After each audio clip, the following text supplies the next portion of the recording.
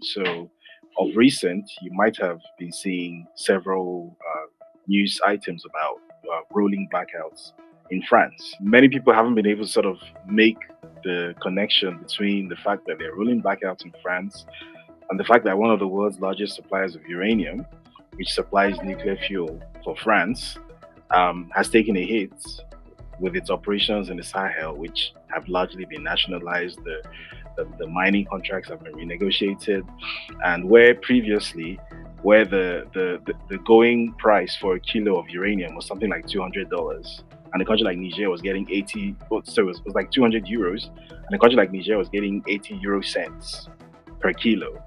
Now, that dynamic has completely shifted. The price dynamics of their energy base have completely shifted, and it's making life a lot more difficult because the entire economic system, the entire way of life was built around just base exploitation and the assumption that these people who have been assigned a certain role, the bottom role in the global economy, are never ever going to break out of that role.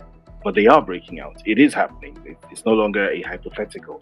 We're witnessing it in real time, and it's having knock-on effects. So I think it's logical that they're realizing that their way of life is not going to be sustainable for much longer if this continues unchecked, and they're sort of pivoting more and more toward the US. I also expect that what looks like an unconditional surrender to Trump, I would expect one of the conditions that comes with that is that Trump is probably going to be a bit more open to the idea of helping them with their military expeditions or their desired military expeditions in Africa. We know, for example, that France specifically has been very upset about the fact that it's losing so much of the leverage that it has in West and Central Africa.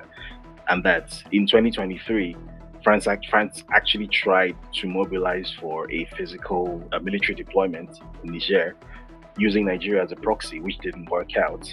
And we've seen the French president, Emmanuel Macron, actually come out and express open disappointment at the fact that France was not able to militarily recapture Niger, right? Because those are the terms, the parameters within which they think. So I would assume that this surrender to Trump is a sort of, hey, we give you everything you're asking for, and come scratch our backs in return. Come deploy the US military and basically get us back our bottom feeders, because we can't really survive without them. Obviously, none of this is going to be stated openly, but that's the clear implication that I'm reading into the things that we're witnessing.